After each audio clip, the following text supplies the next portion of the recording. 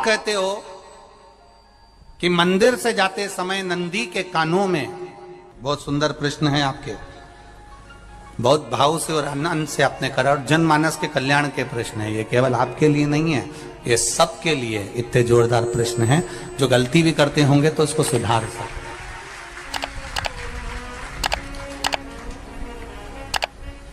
आपने कहा कि नंदी के कानों में कहना चाहिए, लोग हंसते हैं, कहते हैं बताओ वो नंदी के कानों में भगवान को कहना चाहिए। वैसे तो हम आपको एक बात बता दें कि दुनिया के लोग किसी दूसरे धर्म की कभी हंसी नहीं उड़ाते। दुनिया के लोगों को दूसरे का धर्म अच्छा लगता है। दुनिया के लोग सबसे ज्यादा हंसी उड़ाते हैं तो हमारे सनातन धर्म की ही उड़ाते हैं, और जी खुद उड़ाते हैं, दूसरा उड़ाने वाला नहीं होता। दूर के ढोल हमें समझ में आते हैं, उसका धर्म हमें समझ में आ गया, उनके क्या है ऐसा है, आओ कुछ नहीं, उनके धर्म में ऐसा है, कितना आनंद हमें दूसरे के धर्म में लग रहा है, और हमारा सनातन धर्म हमको बुरा लगता है। हमारे सनातन धर्म हमें बुरा लगने लगा। अरे भाई, लोग कहते हैं कि नंदी के कान में कहते हो, ये कोई हमारे पुराणों में या शास्त्रों में लिखा है? भगवती बहन साहू, आपको धन्यवाद देना चाहूंगा और एक बात कहना चाहूंगा, जितनी भी शिव महापुराण के अंतर्गत चाहे उपाय जो बताए जाते हैं कि बेलपत्री ऐसे चढ़ाना, काली मिर्च ऐसे चढ़ाना, चावल ऐसे चढ़ाना, धतूरा का क्या महत्व है, शमी के पत्ते का क्या महत्व है, बेलपत्री के पत्ते का क्या महत्व है, ये जितनी भी बातें बताई जाती हैं ये सब पुराण के अंतर्गत से बताई जाती है।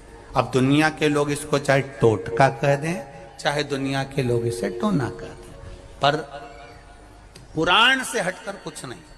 और आप लोगों को अगर बोला है कि नंदी के कान में कहकर भगवान शंकर के मन में बात पहुंचे, तो ये क्यों कहा, तो ये भी हमारी शिव महापुराण में लिखा है, जलंधर के चरित्र में।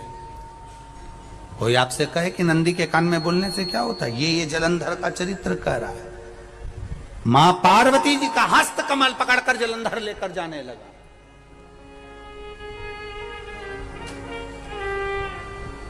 वृंदा का पति लेकर जा रहा। वृंदा तो भगवान की भक्ति में लीन रहती थी, उसको तो जलंधर को सबसे ज्यादा तकलीफ थी नारायण से, पर शिव के पास आ गया, क्योंकि ईर्षा प्रवृत्ति, अभी कथा में कहा, कोई कोई ऐसा होता है जिसको तुमसे बेर नहीं होता तो भी अंदर से ईर्षा जाग जाती है। कोई कोई ऐसा होगा जिसको अंदर से ईर्षा जागती है, अपने आप अंदर से ईर्षा जागती है, उसका कोई बेर नहीं, पर ईर्षा जाग रही, भीतर से ईर्षा जागा। ना आप उससे मिले हो, ना कभी वो आप उसके सामने बैठे हो। कई लोग किसी ना किसी की बुराई करते हैं तो हम लोग पूछ भी लेते हैं, क्यों साहब उनसे मिलकर आए हो क्या तुम? कभी नहीं मिल किया है, कभी उनका सामना हुआ नहीं हुआ, तो फिर बुराई क्यों कर रहा? एक ने कर दी थी इसलिए हमारे ध्यान में था तो हमने भी कर दी। लो, वो कुआं में डूब के मरेगा तो तू भी मरेगा का? नहीं। नंदी सामने बैठा है, गणेश जी को मालूम पड़ गया, कार्तिकेय को मालूम पड़ गया, मां पार्वती जी का हस्त कमल जलंधर ने पकड़ लिया और लेकर चला। मालूम पड़ गया, तब नहीं रहा गया। गणेश जी को क्रोध आ गया और गणेश जी महाराज आए, शिव जी को जगाने लगे, पिताजी पिताजी पिताजी कर कर जगाया, उठो पिताजी, पिताजी उठिए, पिताजी जागिए, पिता को जगा रहे हैं। भगवान शंकर नहीं उठे, तप में लीन थे। क्या करें हम? जलंधर के पास में इतना बल है, इतना बल है, और पिता की आज्ञा नहीं होगी तो हम कैसे मार देंगे इसको? मारने को तो हम मार दें। मां ने आज्ञा करी थी कि जलंधर उसको तारकासुर को मार दो, तो कार्तिकेय ने तारकासुर को मार दिया। शिव जी की आज्ञा नहीं तो हम इसको कैसे मारें, क्या करें? सब कुछ गणेश जी ने देख लिया, शंकर जी के ऊपर बहुत बहुत बहुत बहुत प्रार्थना कर कर देख ली, पर शंकर जी नहीं जागे। तब आखिरी में विनायक ने, गणेश ने, जितने लोग आस्था चैनल पर कथा सुन रहे हैं, जितने लोग फेसबुक यूट्यूब पर कथा सुन रहे हैं, इस बात को याद रखना कि नंदी के कान में कहने से क्या होता है वो ये इस कथा से सीख लेना। आखिरी में गणेश जी को लगा किसको कहूं, शंकर जी भी तप में हैं, नंदी भी तप में हैं, मैं किसको कहूं? शिव जी को कह के कर थक गया, पिताजी को बोल बोल कर थक गया, पिताजी जागते नहीं। अब मैं किसको कहूं ये बात, किससे कहूं?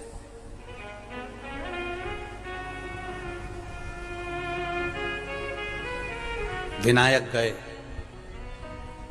सीधे अब नंदी के पास में। नंदी भी तप में लीन थे, शंकर जी की ओर मुख था, शंकर जी की ओर मुख था। गए और जाकर तुरंत विनायक ने नंदी के कानों में जाकर कहा, नंदीश्वर, मैया का हाथ पकड़कर जलंधर लेकर जा रहा है, पिताजी तप में लीन है, कृपा करिए ना। बस केवल नंदी के कान में कहा, गणेश जी दूर हट गए। नंदी के कान में कहा, शंकर जी के नेत्र खुल गए, शिव जी के नेत्र खुले। ध्यान देना जरा, इस शिव महापुराण की, आशुतोष शिव महापुराण की कथा, जो कथा यहां कही जा रही है, यह कथा पहले के चरित्रों में सुनने को नहीं मिली होगी। जरा ध्यान देना इस संवाद पर, जितने लोग आस्था चैनल पर, जितने फेसबुक यूट्यूब पर सुन रहे हैं। सनातन धर्म की हंसी उड़ाने वाले कह देते हैं नंदी के कान में कहने से क्या होता है, नंदी के सामने जाकर बोलने से क्या होता है, नंदी के पास बैठकर बोलने से क्या होता है, नंदी के पास बैठकर शंकर जी का मात्र दीदार करने से क्या होता है, दर्शन करने से क्या होता है। वो अच्छे से समझ लेना, जो लोग सनातन धर्म पर उंगलियां उठाते हैं, वो अच्छे से समझ ले इस बात को।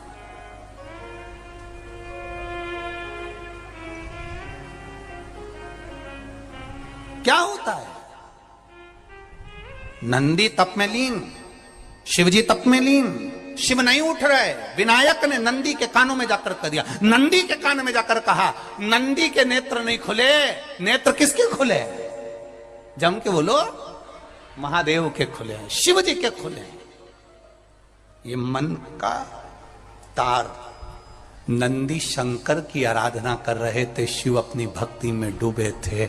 यहां कहा, यहां पहुंचा, जो दिल में था उस तक बात पहुंच गई। नंदी के दिल में शिव थे, तुम कहे, नंदी ने शंकर तक बात पहुंचा दी। वो सूत्र जो बंधा था दिल से दिल तक का, वो पहुंच गया। वो सूत्र जो दिल से दिल तक बंधा हुआ था, मन से बंधा हुआ था, खबर वहां तक पहुंच गई, खबर पहुंच गई। उसको जानो, लुटाइए, ये मौका मिला है आनंद का, दिल से प्रेम लुटाओ। नंदी से कहा, नंदी ने देवादिदेव महादेव से नहीं कहा, केवल नंदी आंख बंद कर कर बैठे थे। कहते सही भगवान गणेश के शब्द शिव जी तक पहुंच गए, शिव जी के नेत्र खुल गए और उन्होंने जलंधर के पास पहुंचकर पार्वती जी का हस्त कमल छुड़वाया। जरा विचार करिएगा, आप नंदी से कहते हो मेरे महादेव तक बात पहुंच जाती है, आपको केवल नंदी से प्रेम से कहना है, नंदीश्वर मेरे बाबा, ए मेरे बाबा, आप रोज शिव जी को लेकर भ्रमण पर निकलते हो, मुझे बहुत दुख है, आप मेरे दुख को मिटाने के लिए मेरे दरवाजे पर क्यों नहीं आते?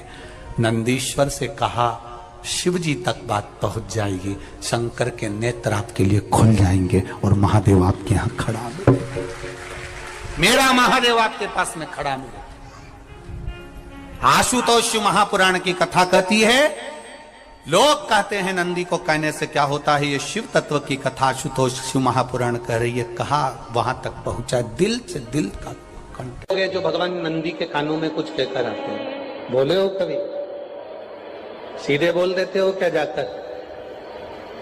नंदी के कानों में कहने का भी एक तरीका है, आप लोगों को मालूम होगा वो तरीका? नहीं मालूम? ये बेलपत्री की जो डंडी रहती है ना, बीच का जो भाग है, ध्यान दिए ना जरा सा, ये बीच की जो डंडी है, फिर से देखिए, बेलपत्री के 2 पत्ते और उसके पास में जो बीच की जो डंडी का भाग है, दिख रहा है आप लोगों को? ये 2 डंडी, ये बीच की 2 पत्ती और उसके बीच में जो 2 डंडी का भाग होता है। जब हम देवाधिदेव महादेव से कोई बात कहने वाले होते हैं ना कि बाबा बहुत दुखी हूं, बाबा बहुत तकलीफ चल रही है, बाबा मैंने एक कंपटीशन एग्जाम में परीक्षा दी है, बाबा मेरे जीवन में ये तकलीफ हो रही है, बाबा, तब इस बेलपत्री की जो ये डंडी होती है, इस उंगली से, इस अंगुष्ठ से इस डंडी को पकड़ा जाता है और बाबा के कर्ण में कहने से पहले ये हाथ को नंदी के ऊपर रखकर फिर हम बाबा के नंदी के कानों में कहते हैं और चलते समय इस बेलपत्र को अशोक सुंदरी की जगह पर चढ़ाकर वापिस सजाते हैं। देव अधिदेव महादेव को पार्वती की बात मानना ही पड़ती है और वो कहना ही पड़ता है। ये बेलपत्र की महत्व, ये जितना फल एक बेलपत्र की पत्ती में, उतना की उतना फल। हम आपसे फिर कहेंगे, कभी मौका मिल जाए जिंदगी में, कभी तुम्हारे जीवन में अगर मौका मिले और कहीं बेलपत्री का वृक्ष मिल जाए जिसकी छांव तुम्हारे ऊपर पड़ रही हो, तुम्हारे ऊपर अगर बेलपत्री की छांव पड़ रही हो, उसके नीचे बैठकर कभी मौका मिले, एक बेलपत्री का पत्ता मात्र रखकर आप शिव जी का नाम लेकर जल भी अगर समर्पित कर रहे हो ना, तो वो 12 ज्योतिर्लिंग को जल चढ़ाने के बराबर फल प्रदान कर। एक बेलपत्री का पत्ता, एक बेलपत्री का वृक्ष, एक बेलपत्री के वृक्ष की